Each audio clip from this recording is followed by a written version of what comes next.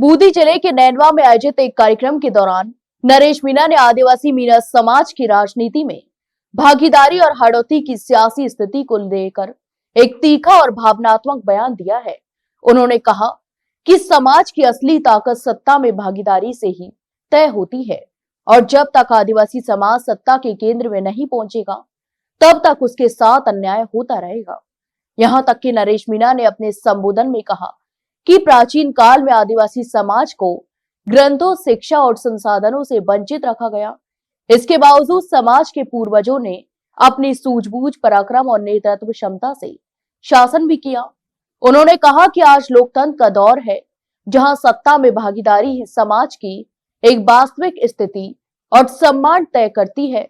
अगर समाज सत्ता से दूर रहेगा तो उसका शोषण होता रहेगा। नरेश मीणा ने हड़ौती की राजनीति पर सीधा हमला बोलते हुए कहा कि इस क्षेत्र में आदिवासी मीणा समाज की संख्या पर्याप्त होने के बावजूद उसे राजनीतिक रूप से हाशिए पर रखा गया है। यहां तक कि उन्होंने आरोप लगाया कि सीमित वोट आधार वाले पूंजीपति वर्ग के नेता वर्षों से हड़ौती की राजनीति पर कब्जा जमाए हुए हैं। उन्होंने भावुक अंदाज में कहा कि जब तक हड़ौती को इन पूंजीपतियों के राजनीतिक कब्जे से मुक्त नहीं करा देंगे और ऐसे नेता विधानसभा और संसद से बाहर नहीं होंगे, तब तक वे जूते चप्पल नहीं पहनेंगे। यह उनका व्यक्तिगत संकल्प है जो हड़ौती में राजनीतिक बदलाव की लड़ाई का एक प्रतीक बनेगा। नरेश मीणा ने कहा कि सत्ता में भागीदारी के बिना समाज का कोई भला संभव नहीं है। उन्होंने आरोप लगाया कि हड़ौती में आदिवासी समाज के अधिकारों और कर्मचारियों को प्रताड़ित किया जा रहा है। कई लोगों को भय के माहौल में नौकरी भी करनी पड़ती है और कुछ मामलों में व्यवसाय तक बंद करवा दिए जाते हैं। उनका कहना था, यह सारी स्थिति इस बात का परिणाम है कि समाज सत्ता से दूर है और उसकी आवाज का गंभीरता से नहीं लिया जाता। कार्यक्रम के दौरान नरेश मीणा ने भाजपा को लेकर बड़ा और साफ ऐलान किया।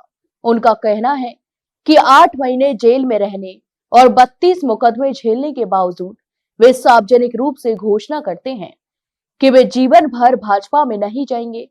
उन्होंने भाजपा को आरक्षण विरोधी पार्टी बताते हुए आरोप लगाया, यह दलित और आदिवासी समाज के हितों के खिलाफ काम करती है। नरेश मीणा ने यह भी दावा किया कि अंतः विधानसभा उपचुनाव में उन्होंने भाजपा का टिकट ठुकरा दिया था और कहा कि राम नारायण मीणा जैसे वरिष्ठ नेता सामान्य लोकसभा सीट से सांसद होने के बावजूद कभी मंत्री नहीं बनाए गए, जबकि अन्य समाजों को प्राथमिकता भी दी गई। उन्होंने कहा कि राजस्थान में आदिवासी समाज की आबादी करीब 13% तक होने के बावजूद टिकट के लिए संघर्ष करना पड़ता है, जो राजनीतिक भेदभाव को दर्शाता है। अपने संबोधन के अंत में नरेश मीणा ने दावा किया कि 2028 के विधानसभा चुनाव में हड़ौती में राजनीतिक क्रांति तय है।